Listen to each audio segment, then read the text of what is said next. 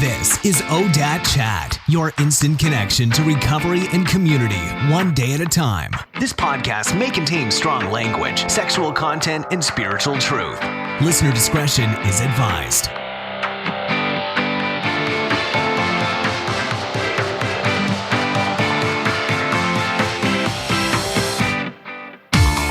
Hey friend, welcome to the ODAT Chat podcast. My name is Arlena and I'll be your host. Today we are doing a step work call, so we're going to be talking with Roslyn and she is doing step 2. If you would like to hear more episodes like this, visit odatchat.com. This can also be found on iTunes, Stitcher, or your favorite podcast app. And if you like it, please subscribe. That would be awesome.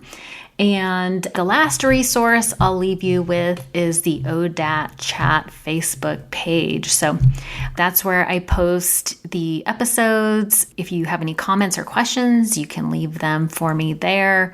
You can also email me at arlena@odatchat.com. And let's see what else. I think that's it. So with that, please enjoy this episode with Roslyn.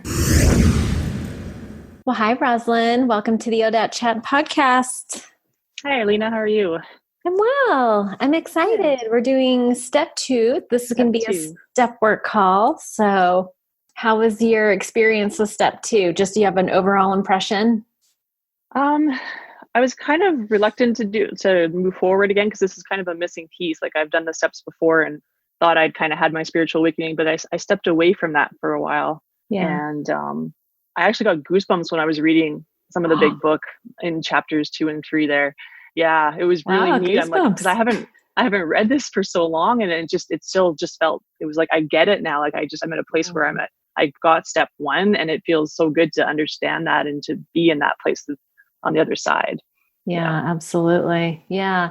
And for me, step 2 represents a lot of hope, right? Mm-hmm. Being restored to sanity, but that it's a power greater than ourselves. It's moving away from self-sufficiency and self-reliance to relying on a higher power. It's just really about being open-minded.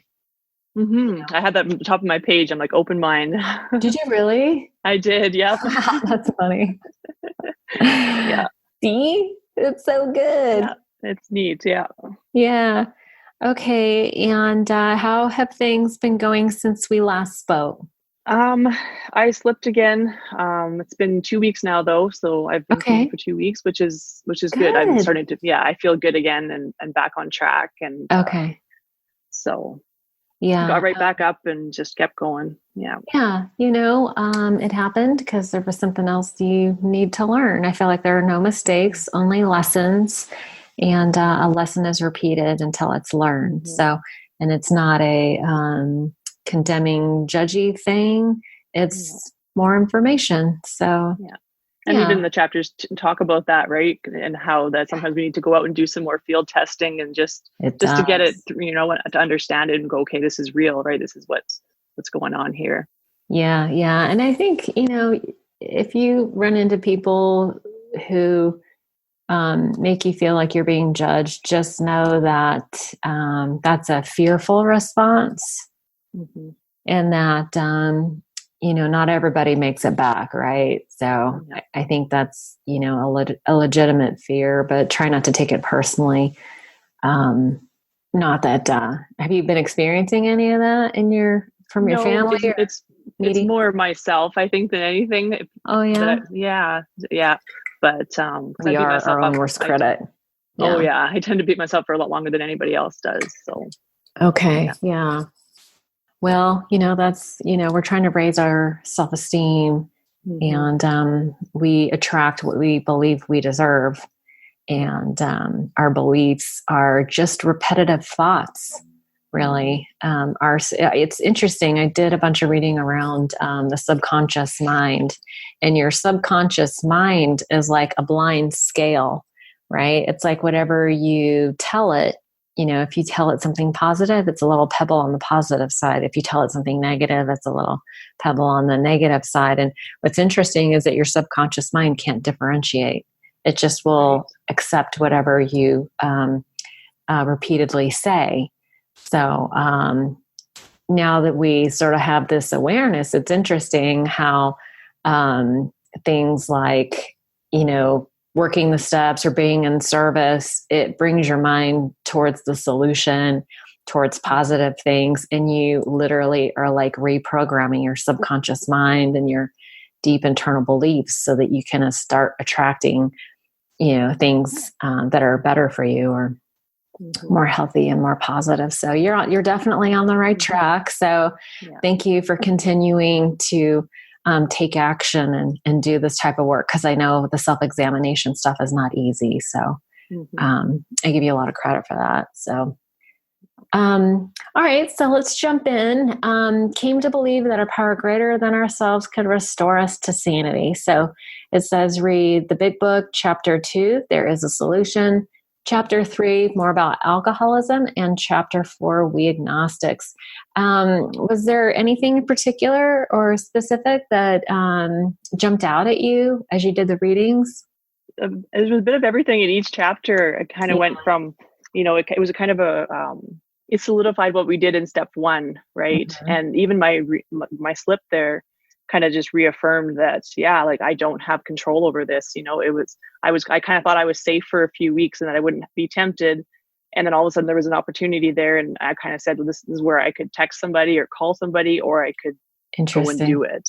And I went and did it, and I could see myself doing it. And then, but afterwards I was like, that isn't what I want. It was no different, the experience. And this kind of step kind of came at a good time, because I'm trying to be open right now to see those God moments or those higher power moments. And that was one of them. I think that, it was there. That choice is always there for me if I want to take it or that help. Yeah. Did you find, so what you're talking about is the awareness of the choice. It's like you were fully present in that moment, or maybe not fully present, but you were present. Because I still said yes. Yeah. The addict, that part of your mind, that obsession, that it'll be different this time because I'm not going to do as much, or I'm not going to whatever the. Oh, that's interesting. What was the justification that you told yourself? Do you remember? That I wasn't going to do as much. Not as much. And not as long. So it was only like a day versus 2 or 3 days. But it turned into 2 days. The result was no different. It was okay. I was sick and I actually missed 3 days of work. So, it was really like, this is, it doesn't matter. Even if I'm only doing a little bit, it still was a great effect on my life. And that's really, so using words like not as much. So that doesn't actually say specifically how much, you know what I mean? And it's very easy to, we are, wrestling with self-delusion. We, delude ourselves into thinking that we can do things we can't. But when you put something very unspecific out there, like I often tell myself, I'm going to do something later, but there is no later. You know what I mean? It's like, if it's not specific, then your mind can manipulate that, right? And you fool yourself. So, not as much and not as long. Those are just very slippery things to tell yourself. It's like the story where he puts the whiskey in his milk. Like it'll be fine because I'm going to do it on a full stomach, and it won't be as bad. Yeah. I remember one time I grew up in the church, and I heard this minister was talking to these teenagers about seeing R-rated movies, and they're like, "Well, it's just a little bit. It's not that bad." And then he was like, "Yeah, you shouldn't even ingest that much." And they're like really downplaying it. And so he goes away and bakes brownies and brings them out, and it smells good. And all the kids are like, "Oh, we want some brownies." And he goes, "Okay, just so you know, there's a little bit of dog poop in it." And they're like, "Oh my God, we don't want any of that." And it's like, but it's just a little bit. It's like, this is your same rationale, it's just a little bit, so I just thought that was kind of funny, because just a little bit can be, it's like, I'm only going to take just a little bit of poison. Yeah. So it's just the funny things that we tell ourselves that really are not very rational. No. And that's where they say in the big book that the delusion has to be smashed, that, it's not going to be different. We're not like other people that way. that one is just never one. Right. Yeah. Half measures avail us nothing.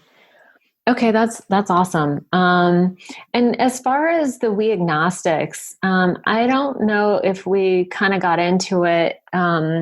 What your idea? And I know we're going to jump into that here. But did you grow up with a higher power at all? I did, with a Christian God. So okay, your parents are religious. My mom more so than my dad, but they both were brought up in families that were very like traditional that way. Went to church every Sunday right up to the time I was a teenager. And then even then my mom would try to drive me back to church sometimes for youth activities, I guess. She would put me in and stuff to keep me connected to the church. And so for a long time, I did believe in a God. And then when I turned 18 and left my parents' home, that's when I left it all behind. I was like, I'm done with that. It's not working for me, because my alcoholism got really out of control around that age. Yeah. And I thought God had kind of abandoned me. And I was like, it's not working. The church isn't fixing me. And something's wrong with me. So, yeah. Man, I had that same experience. Yeah. Yeah. I gave up on God. Me and God broke up for a long time. Because I just couldn't get it right. It's just the teenage years are just a difficult time altogether. Yeah. Okay. So, all right. So, and now you're in the process of sort of redeveloping a concept that feels right to you. Yeah, exactly. That's why I read the 12 and 12, because it talks about that, the bewildered one, or the one that left the faith and then or lost it, how they kind of have a harder time coming back sometimes because they've given up. But exactly, it also kind of opened my eyes up to see that I had this box that I could fill with something really good. Oh, interesting. Yeah. Yeah. I can kind of start new. Like I'm just a child learning about, what is my higher power. Right. Start from scratch. I like that. Mm-hmm. Okay, so the first question here is, what are the qualities that you'd like your higher power to possess? And that was kind of the question that got me thinking about just filling up a box with all these good things that I wanted. Yeah, that's cool. Yeah. So where's my list here? The qualities that I want, that I thought about were, I want one that's loving, that's kind, honest, that's firm but fair, strong, accepting, funny, patient. Yeah, I have a good sense of humor. Yeah. Right. And patient, consistent, approachable, and dependable. Consistent, approachable, dependable. Awesome. Okay. And do you feel like the question is, does the God in your life have these qualities? But, the easy answer to that is yes. But the next question, how do you want your higher power to work in your life?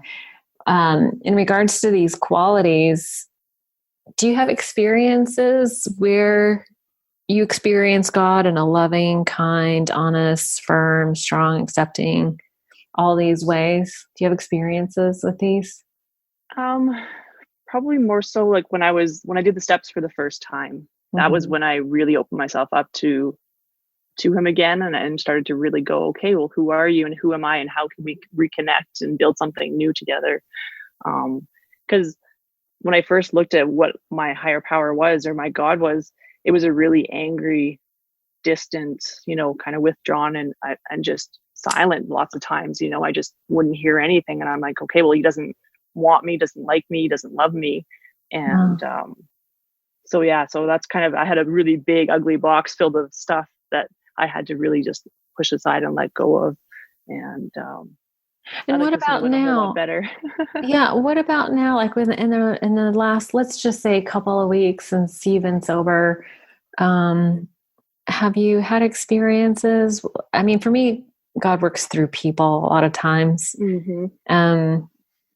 Are you receiving any of these, qualities through people or through surprising circumstances or situations? Signing up for this step work.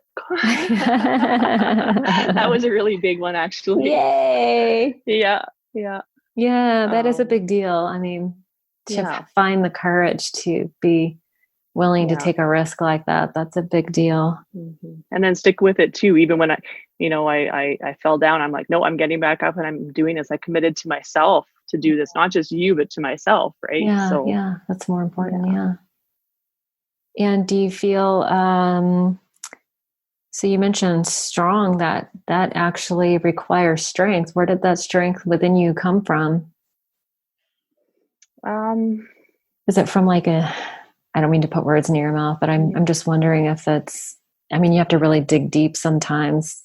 Yeah, it's a place that really wants me to do and be better, right? Like I've seen the progress I've made when I stopped drinking, and I know that there's more growth to happen, but I'm hindering that by using every couple, months or every couple of weeks, whatever it is. And so I'm kind of stunting my growth, I guess, by doing this. And I've always felt something in me that wants more. There's something that wants more. Yeah. Something better for yourself. Something better. And not in the material way. Like it's a bigger kind of like, I want to make a difference with my life. And purpose. Everybody needs purpose, to have right? Purpose. Yeah. Yeah. And even if it's just within my own family, with, affecting my children, it's an important role. So. Right. Yeah. A life of purpose, as a mother too. Yeah.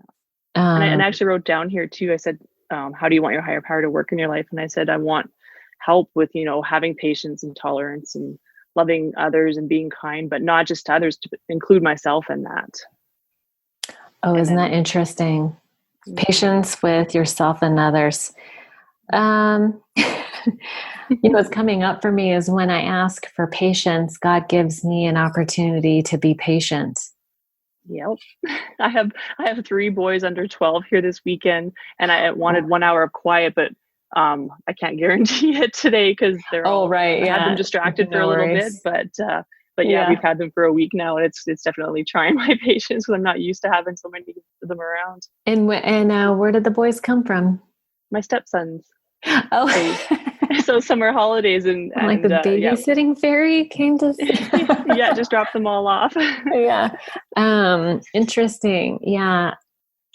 I have sort of adjusted my prayers just a little bit to include gentle lessons. I'm always scared to pray for patience because I don't want, like if you want to get stronger, you have to go to the gym and lift some weights or something. Right. Which is painful. And I don't like to do it. So, anyway, I don't know what that means. It just came up. So I thought I'd throw that out there. Maybe it's like, maybe not pray for patience, but pray for peace and quiet. Don't listen to me. Yeah. Well, even willingness, just to do the work and be patient. Like my recovery, I've been trying actively for 6 years. Yes. To get just 1 year alcohol free. And that's a long time. I remember sitting at my first meeting going and hearing a gentleman say, it's taken me 7 years to get 1 year. And I'm like, that's not going to be me. Well, I'm 6 years here now. And, still in that place. And it's okay. I'm okay with that now. Good. Yeah. Yeah.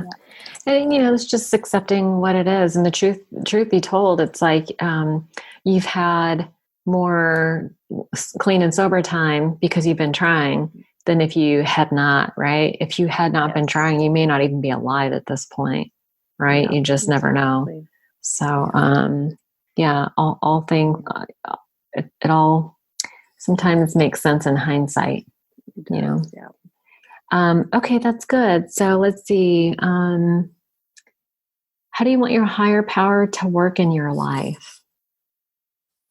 I guess the number one thing would be to stay sober. That's a result. A result? Staying sober is a result. And I wonder, so when it says, how do you want your higher power to work in your life? It's like, how will you recognize that God is working in your life? I think it requires being present, like present in the moment, and paying attention. And showing up and recognizing when God shows up in unexpected ways. And I think the way we can really recognize that God is showing up for us is like by tuning into how we feel in the present moment. And when you experience things like joy or love and acceptance, like all these things that you mentioned, right? When you hear honesty from a friend, about you, or, honest feedback, that can be God working in your life. You know what I mean? Right. Yeah. This is, I think, really about an exercise of how will you recognize it when God shows up, and how will you identify a little bit. Yeah. Yeah. And like I was saying, for me, God works through people. So I typically receive love and kindness through others. Does that make sense? Uh-oh, did I lose you? Here I am babbling away.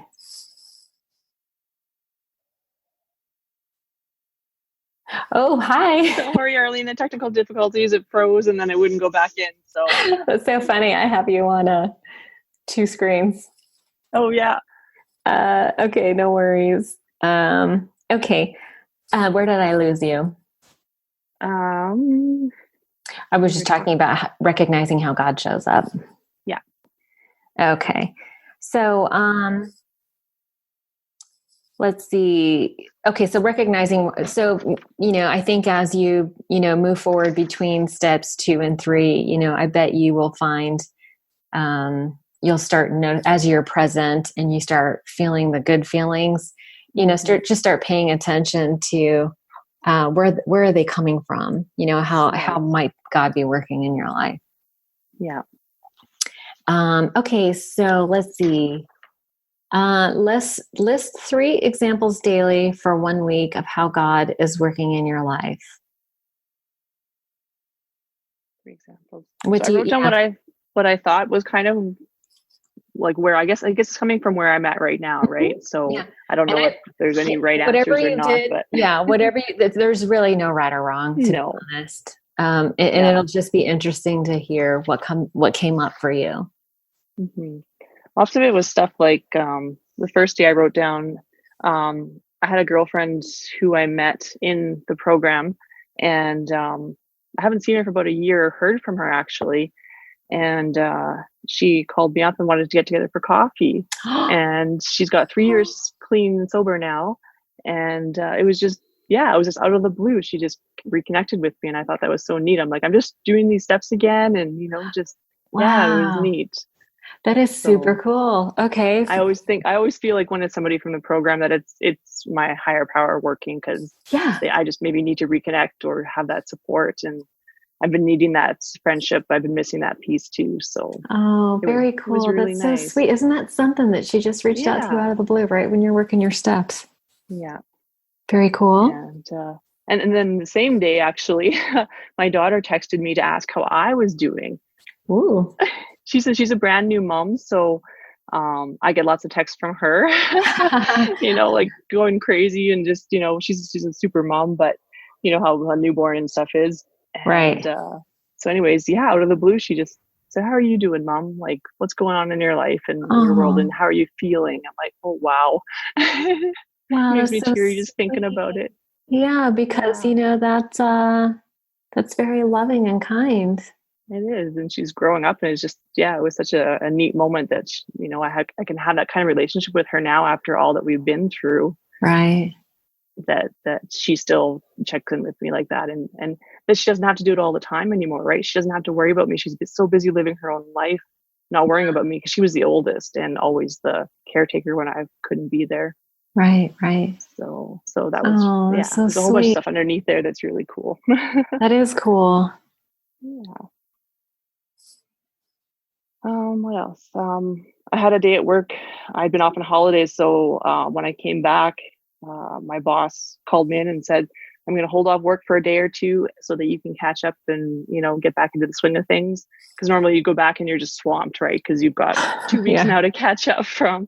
And I really appreciate that. She understands like my mental health and my addiction. She knows about it, so she sometimes steps in and helps me with little things like that. Yeah.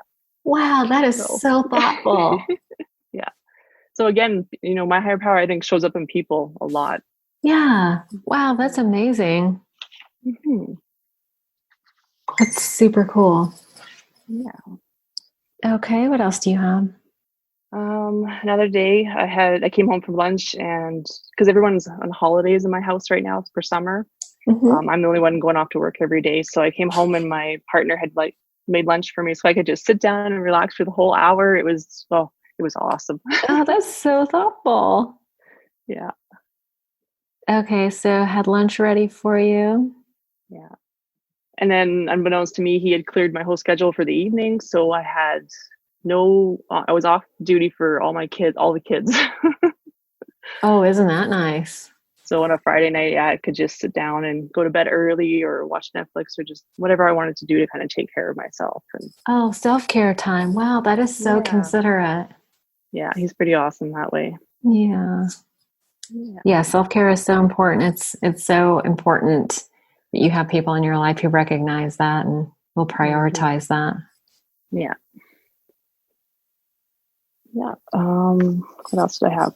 Oh, and then another day I got to after my slip there, because I'm missing so much time at work. This is my first 5 days at work since my holidays and that. And it was hard. I was so tired, like mentally and physically by the end of the week. But I was proud of myself for showing up, and I'm like, I kind of laughed too, because it feels like it's just such a grown up thing that I should just, everybody does it. Like, but I was like, you know what, way to go. It feels so good now when I show up to where I'm supposed to be. And that is so cool that you're able to celebrate the wins, right? I mean, that's huge. It's like what what you focus on expands, right? So, and that's how we build success, is by celebrating the wins. Yeah. There's something very like satisfying about being tired from like a good week's work. There is. Yeah. It's self-esteem building right there. So that's awesome. It is. Yeah. Yeah. And so, like I consider all of these kind of, they're gifts from my higher power, that I go to work sober with a clear head and, come off of a week tired, but not hungover. Like, and then waking up early on a Saturday morning, and I get like a whole hour of quiet to myself and not hungover. And I can just sit and read a book. Yeah. Not hungover. God, that's huge, right? It's like, so we're used to being tired, but we're used to being tired because we're hungover or, paying the price from bad decisions or whatever. But that's totally a different, feeling of tired. I never felt rested when I was drinking ever. Like I was always just sick and just, like you always just feel achy and sick and tired of being sick and tired, right? Yeah. And now you feel refreshed today, huh? I do. Yeah. A cup of coffee and I'm good to go for the day. And it's really cool. Yeah. I had a meeting online this morning, first thing. So. Oh, nice. Like a women's group. Yeah. Online meeting. Okay. Yeah. And that was on my list here too, that I have this women's group now that I've been starting to reach out and stay more accountable with and show up at the meetings, because I wasn't for a long time. Yeah. And are you going to any meetings in person? I'm not, but that's on my list to do this week. Okay. So I'm going to progress now. Yeah. Right. Yeah. Awesome. Okay. That's a win. Yeah. And something I was going to say too was just that showing up for work and stuff. Part of what helped this past week is that I made a really solid commitment to do my morning and evening prayer that you challenged me to last time. Oh, you did? Yes. Okay. So this is the first week that I've done it for like the whole 5-day work week, and just made a point of making sure and if I forgot in the morning, I got to my desk at work and I'm like, okay, I need to take a minute now and just say thanks, and help me throughout today and show me where I can help others and just stuff like that. So very cool. I've prayed at my desk many, many times. Yeah. So, wow. I'm so proud of you. Congratulations. Thank you. And then I was asked to be on another podcast this morning. Yay. Which one? So, Real Aligned Women. What's it called again? Real Aligned Women. Aligned. Yeah. I will have to check that out. So, Real Aligned Women. Is it a single host or a co-hosted? Co-host. It's Lori and Courtney. Lori and Courtney. On iTunes? They are, yeah. Awesome. Okay. We'll give a little shout out to Lori and Courtney. Yeah. Awesome. Okay. What else do you have? What else was there? Oh, I'm babysitting my grandson. It's such a gift of like my higher power that my daughter's able to ask me, phone me up last minute and say, can you take him for an hour or two?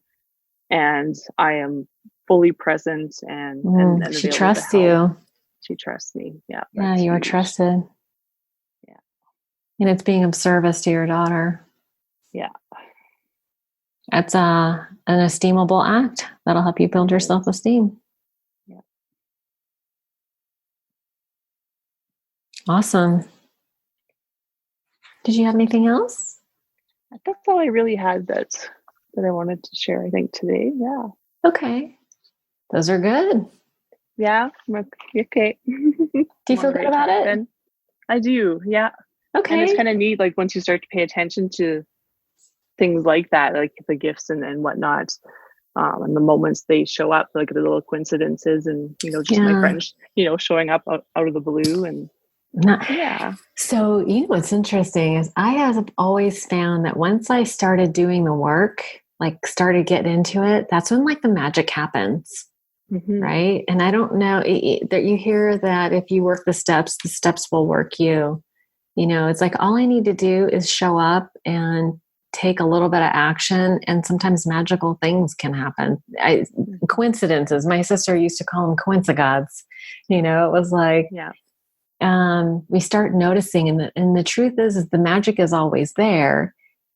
We're just not always present for it, right? We're typically in the future or in the past, detached in some way from the present moment. And really, it's like we started out talking about, you mentioned recognizing that there was a moment when you had a choice, right? And it's always interesting to me that when we surrender and let go of the future and the past, we're in the present moment. And I've always been taught that that's where God really lives.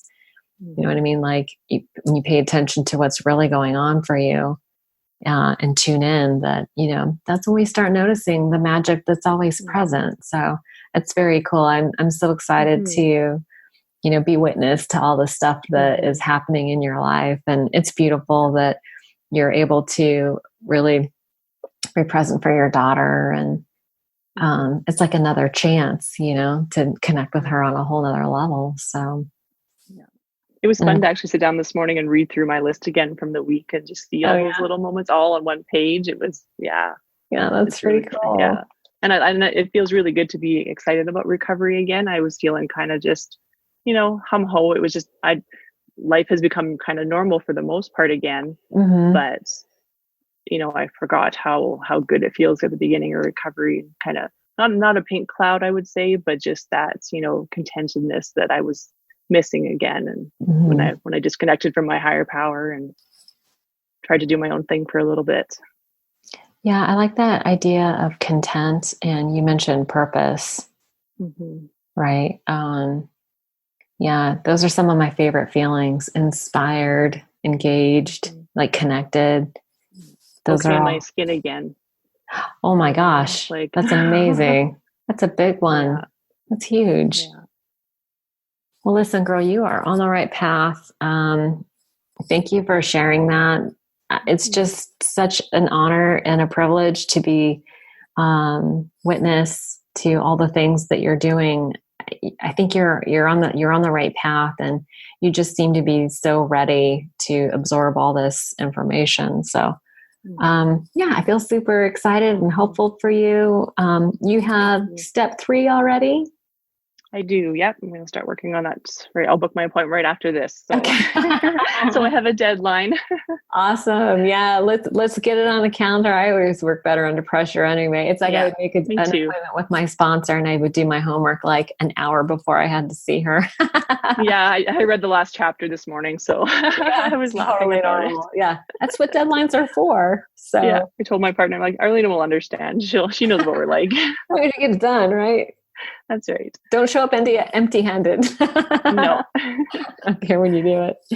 Yeah. Awesome. Okay. Well, yeah, that's all I had. Was there anything else that you wanted to discuss or share? Do you feel ready to move on, or? I think I'm ready to move on. I think, like I said, that slip really kind of smashed the last little bit of reservation that I was holding about actually quitting for real this time. Yeah. And then reading that big book stuff again was just like, okay, I know like I'm on the right path. I know I'm doing what I need to do. And when the next, occasion arises, I'll have more strength and more power that's not my own to be in the moment and say no next time. So. Yeah. You have lots of evidence, and I'm all about a God of evidence. So yeah. No, I'll keep watching. Sounds good. All right. Well, listen, thank you so much for showing up. I'm honored to be a part of this process, and I will look forward to our next meeting. Great. Sounds good. All right, hon. You have a great day. Thank you. Okay. Bye. Bye. One last thing before you go, if you enjoyed the podcast today, please don't forget to subscribe on iTunes or Stitcher and leave a review. And if you'd like to make a donation to the podcast and help me keep the lights on, you can do so by visiting odatchat.com. There's a donation button or membership button on the right-hand side. Have a great day. Thank you so much for joining us.